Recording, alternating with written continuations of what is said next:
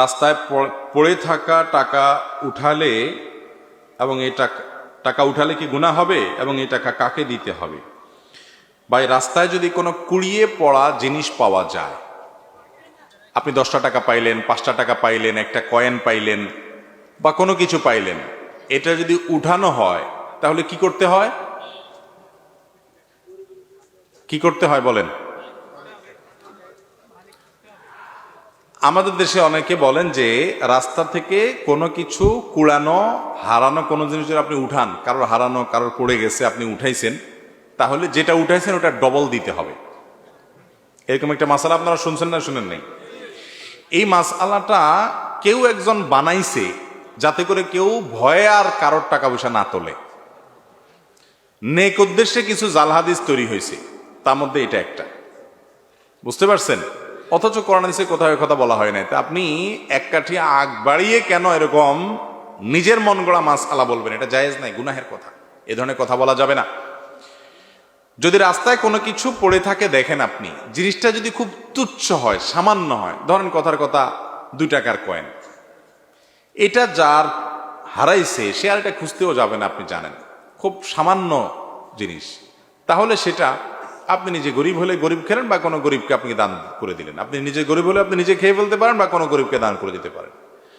আর যদি জিনিসটা দামি হয়, ধরেন আপনি 1000 টাকা পাইছেন, 2000 টাকা পাইছেন, মূল্যবান কিছু পাইছেন, যেটার মালিক এটাকে খুঁজে বেড়াবে আপনি জানেন, তাহলে সেক্ষেত্রে এটা নেওয়ার পর আপনার দায়িত্ব হলো চতুর্পাশে ভালো করে ঘোষণা দেওয়া, ভাই এই জায়গা আমি কিছু টাকা পাইছি, কার হয় নিয়ে যাবেন। দীর্ঘদিন আপনাকে ঘোষণা দিয়ে যেতে হবে, যেতে হবে, যেতে হবে।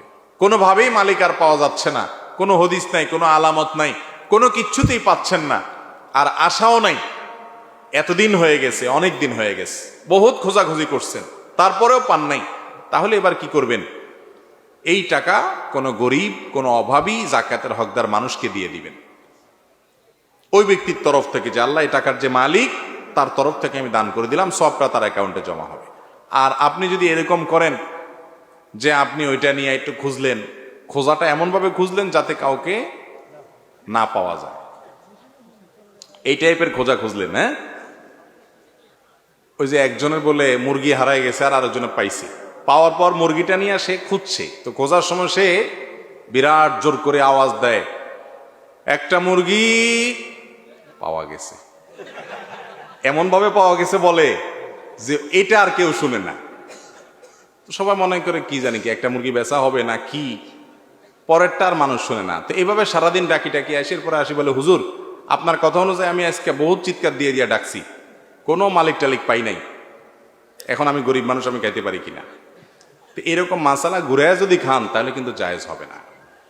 আপনি যদি কোনো কিছু তুলেন, কুড়ানো জিনিস, তাহলে আপনার দায়িত্ব হবে সেটা কি করা, ঘোষণা দিয়ে। ফর এক্সাম্পল, আপনি একটা বাজারে পেয়েছেন, তাহলে বাজারে ওই দোকানের আশেপাশের দোকানগুলোতে আপনি কাগজ টাঙ্গায় দিলেন, নোটিশ লিখে দিলেন, দোকানদারদের মাধ্যমে ঘোষণা দিলেন, বিভিন্নভাবে ঘোষণা দিলেন। আবার ওই মসজিদে যায় ঘোষণা দিতে যায় না, ওইটা আবার না জায়েজ।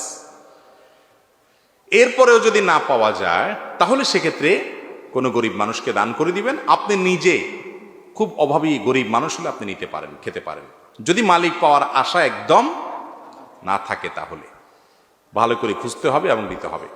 এখন কথা হলে কুড়ানো জিনিস ধরা ঠিক না বেঠিক, এটা নিয়ে আরেকটা আমাদের মধ্যে ভুল বুঝাবুঝি আছে। অনেকে মনে করে না, কোনো জিনিস পড়ে থাকলে এটা ধরা উচিত না, ধরলে বরং ঝামেলা।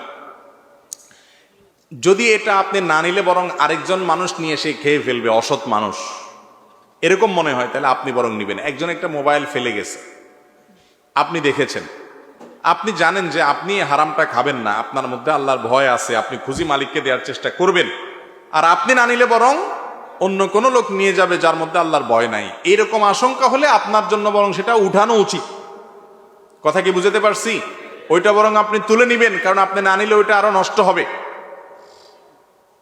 তসরুফ হবে, সেজন্য আপনি তুলে নিবেন।